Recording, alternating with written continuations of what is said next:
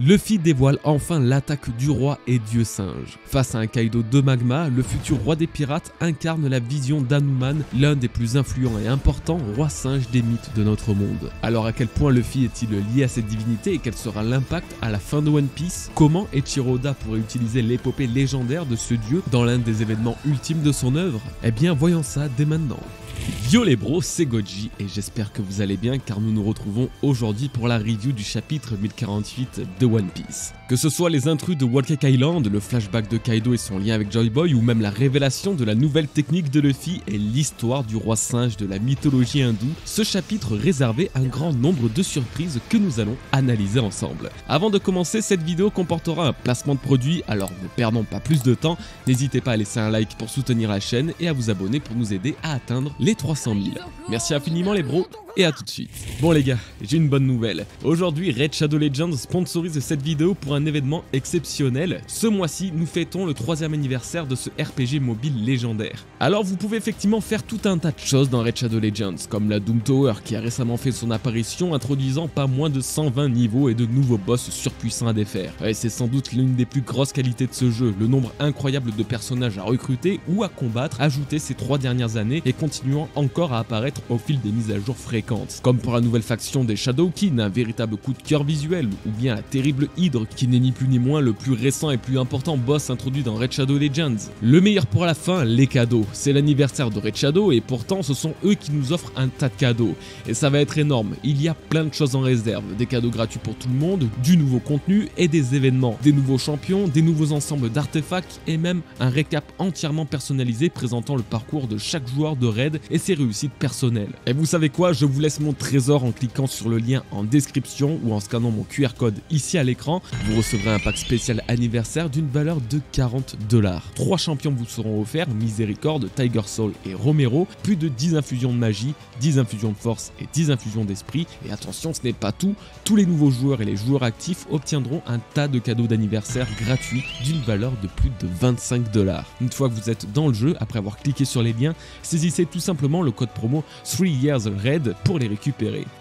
Profitez-en bien, merci à vous et merci à Raid d'avoir sponsorisé cette vidéo et joyeux anniversaire. Nous allons commencer exceptionnellement par la cover de ce chapitre mettant en scène la mini-aventure du Garma Double Six sur le territoire de Big Mom. Si vous y prêtez pas forcément attention, le Garma Double Six se retrouve affaibli après la bataille de Whole Cake. 2 des frères Vinsmoke se sont fait capturer tandis que le reste a pris la fuite. Or, récemment, 2 intrus ont pénétré dans Chocolate Town. S'agit-il du reste de la fratrie Vinsmoke venu sauver Ninji et Yonji ou au contraire des antagonistes n'ayant rien à voir avec ces derniers? Eh bien dans la suite de cette mini-aventure ayant lieu aujourd'hui, il est sous-entendu par Brûlé qu'il s'agit probablement du reste des Vinsmoke et c'est pour moi le principal problème. J'ai le sentiment que cette incertitude de la bouche de Brûlé confirme totalement que ces intrus n'ont peut-être rien à voir avec les Vinsmoke mais seraient là pour autre chose. Alors je vais pas le cacher, j'ai pas 40 théories en stock à ce sujet bien que mes pensées se portent instinctivement sur Barbe Noire et son équipage. Il y a 3 ans maintenant et lorsque Big Mom a débarqué sur Wano Kuni pour la toute première fois, je me suis dit qu'un empereur qui quitte son territoire avec une grande partie de son équipage laisse forcément derrière lui un royaume affaibli. Cette stratégie pourrait très vite être punitive en attirant l'attention de ceux voulant s'en prendre au trésor, notamment au poneglyphe gardé par Big Mom, comme Teach pourrait rechercher par exemple. En bref, Barbe Noire profiterait du chaos sur Whole Cake Island et Wano Kuni pour attaquer le territoire de Big Mom. Alors au final, ne serait-ce pas la consécration de cette théorie aujourd'hui même? Les intrus sont-ils simplement les Vinsmoke venus récupérer leur famille ou bien l'équipage d'un Yonko venu s'en prendre aux biens les plus précieux de Big Mom? Pour l'heure, il est impossible d'être sûr de quoi que ce soit, mais gardons plus que jamais cette théorie à l'esprit.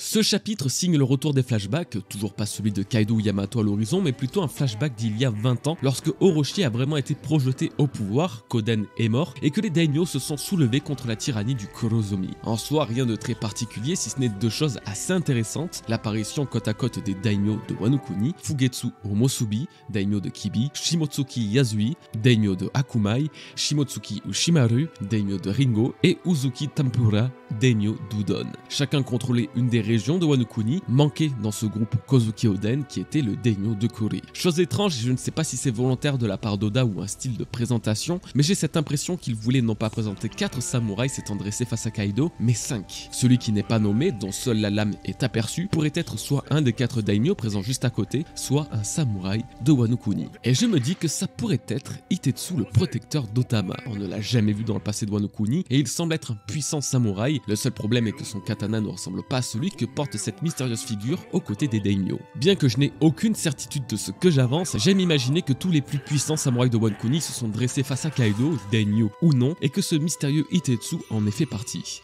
Après tout, un grand mystère pèse sur lui, d'où lui viennent ses ailes, quelle est l'histoire de sa famille, eux qui sont à l'origine des Kitetsu, et où était-il pendant les événements ayant marqué le tournant de l'histoire de Wano Kuni. Des questions qui, je l'espère, trouveront des réponses avant la fin de cet arc. Parmi les daimyo, on en voit un qui a fait couler beaucoup d'encre, Ushimaru. En effet, ce dernier a largement été comparé à Zoro par son physique, et a raison car Kawamatsu et Yogoro eux-mêmes ont noté cette ressemblance intrigante, et la réapparition de ce présumé membre de la famille de Zoro est le moment parfait pour vous rappeler que non, ce n'est pas le père de Zoro. Si vous êtes passé à côté, c'est en effet ce qu'Oda a révélé dans le SBS 101 en indiquant que malgré leur ressemblance, ce n'est pas son père. Toutefois, le lien familial n'est pas entièrement réfuté, Oda a simplement apporté cette précision pour éviter qu'on se fasse trop d'idées, et ce peut alors que Shimotsuki Ushimaru soit d'une façon ou d'une autre un membre de la famille de Zoro.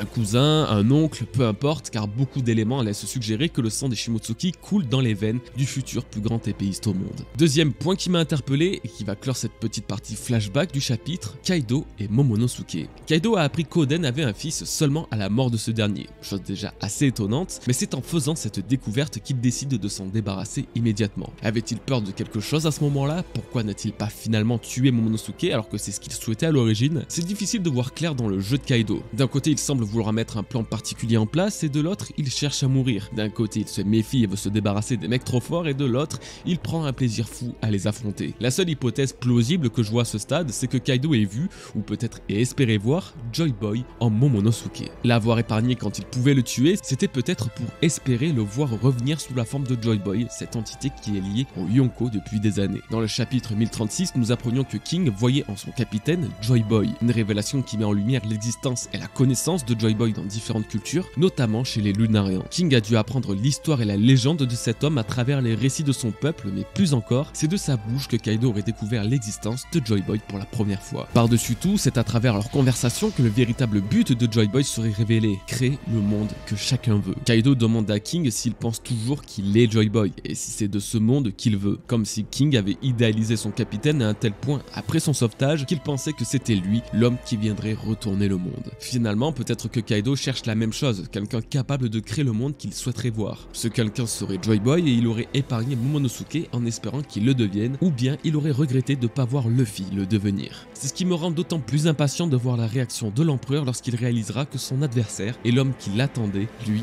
et la prophétie.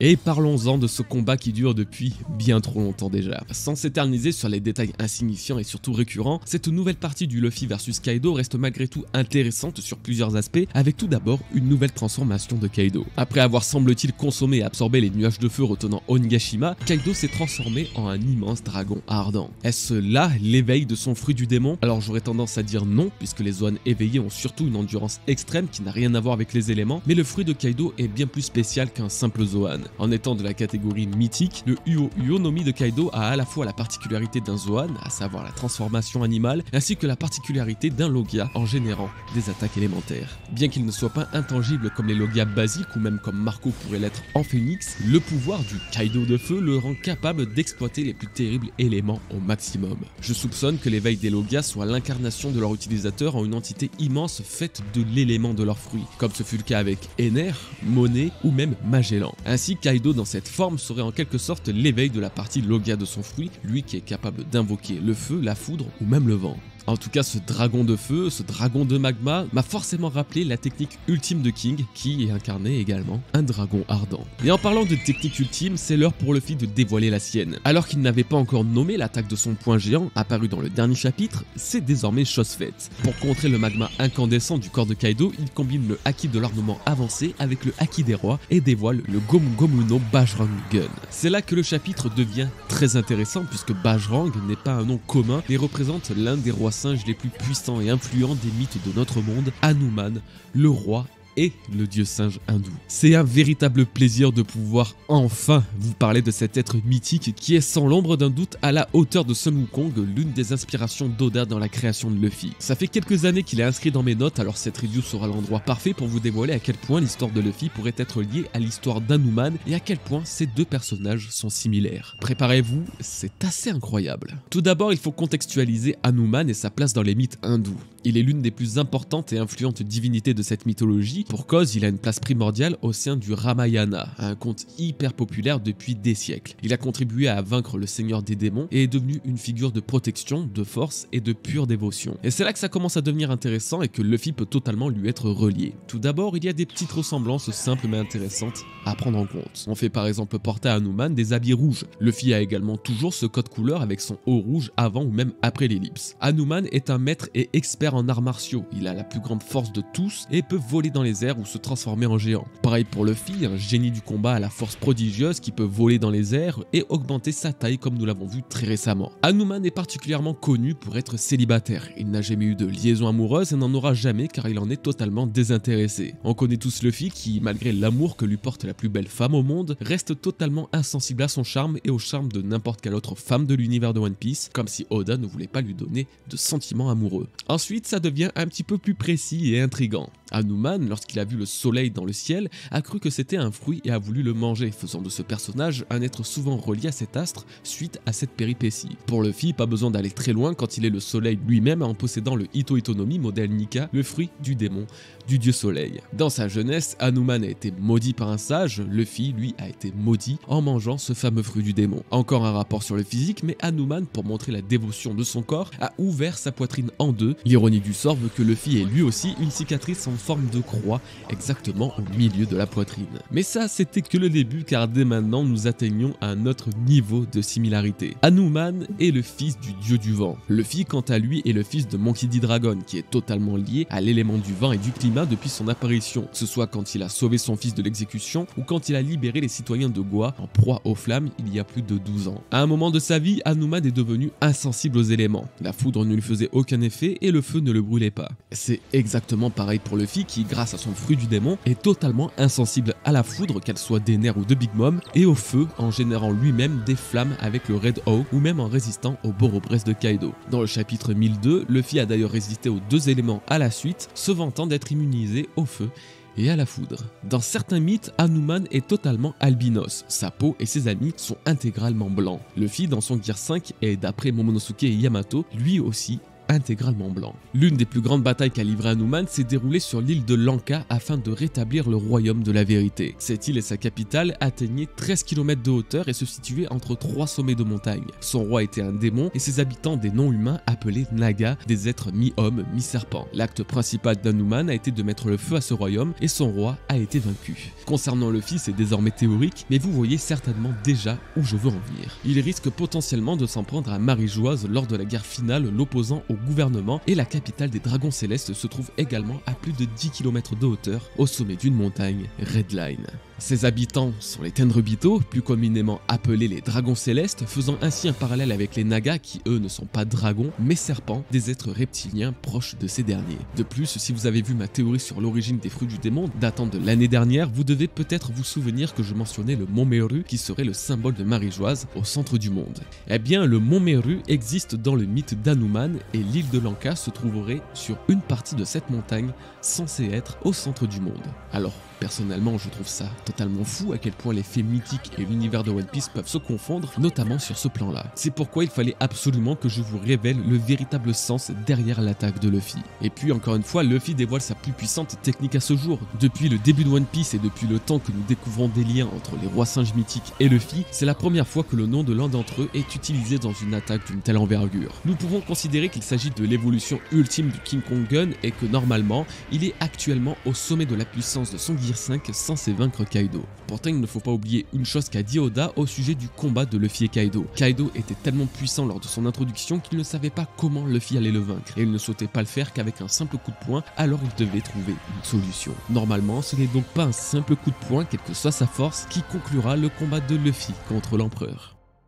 Nous allons clore cette review avec Iori et Orochi. Alors que Iori faisait face à Orochi dans sa forme Zoan entièrement enflammée par Kazenbo, la création de Kanjuro, Denjiro surgit des flammes pour prêter main forte à sa protégée et découpe la tête du serpent. L'enfer d'Orochi semble être terminé, Iori est sauvé, tout est bien qui finit bien, enfin presque. Ce scénario, c'est déjà la 3e fois que nous l'avons. Kaido a tranché la tête d'Orochi, les fourreaux rouges ont tranché les têtes d'Orochi, et Denjiro à son tour décapite le shogun de Wano Kuni comme ultime vengeance pour ses années de supplice. Du coup, je suis mitigé. D'un côté, si Orochi et l'impact absolument colossal qu'il a eu sur l'histoire de Wano Kuni mourrait définitivement que dans une simple case sans effort particulier sur le dessin ou sur la présentation, eh bien j'aurais bien le seum. Il a marqué ce pays antique, lui et tous les Kurozomi, le voir disparaître aussi facilement me donnerait la sensation de gâcher la fin de cette histoire vieille de plusieurs générations. Je pense malgré tout qu'il n'est pas mort, mais si c'est le cas, on aura encore cette sensation que ce combat est interminable. D'un autre côté, j'avoue avoir du mal à cerner Iori. Quel était réellement son plan? Elle comptait se débarrasser d'Orochi avec le clou en granit marin pour empêcher sa transformation, et pourtant elle n'a pas été capable de l'éliminer.